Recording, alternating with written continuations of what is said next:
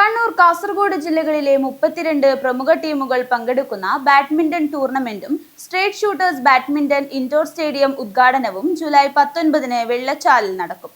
രാവിലെ 10-ന് M Rajagopalan MLA ഉദ്ഘാടനം ചെയ്യുമെന്ന് ഭാരവാഹികൾ വാർത്താസമ്മേളനത്തിൽ അറിയിച്ചു.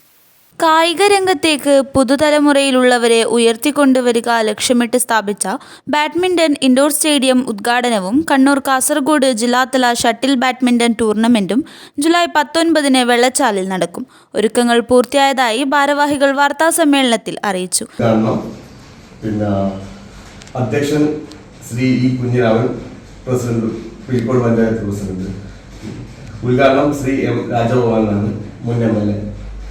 പിന്നെ Shri P Sunilkumar, inspector of police, കളി ഉദ്ഘാടനം ചെയ്യുന്നത്. പിന്നെ വൈകുന്നേരം 3 മണിക്ക് ടൂർണമെന്റ് ഉണ്ട്. 32 ടീമുകൾ വെച്ചിട്ട് 3 മണിക്ക് ആരംഭിക്കുന്ന ടൂർണമെന്റ് ഉണ്ട്. രാവിലെ 10 മണിക്ക് മുൻ MLA എം രാജഗോപാലൻ ഉദ്ഘാടനം ചെയ്യും. പിലിക്കോട് ഗ്രാമപഞ്ചായത്ത് പ്രസിഡന്റ് ഇ കുഞ്ഞിരാമൻ അധ്യക്ഷത വഹിക്കും.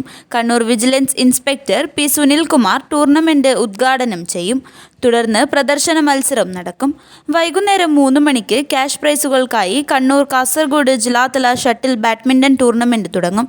കണ്ണൂർ സർവകലാശാല ചാമ്പ്യനും ചെന്നൈയിൽ BITയിൽ MSc ഡാറ്റാ സയൻസ് വിദ്യാർത്ഥിയുമായ സാരംഗ് ശ്രീകുമാർ ഉൾപ്പെടെ വെള്ളച്ചാൽ പ്രദേശത്തു നിന്ന് ബാഡ്മിന്റൺ താരങ്ങളുണ്ട്.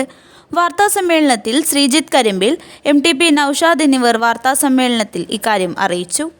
News bureau, Trikaripur.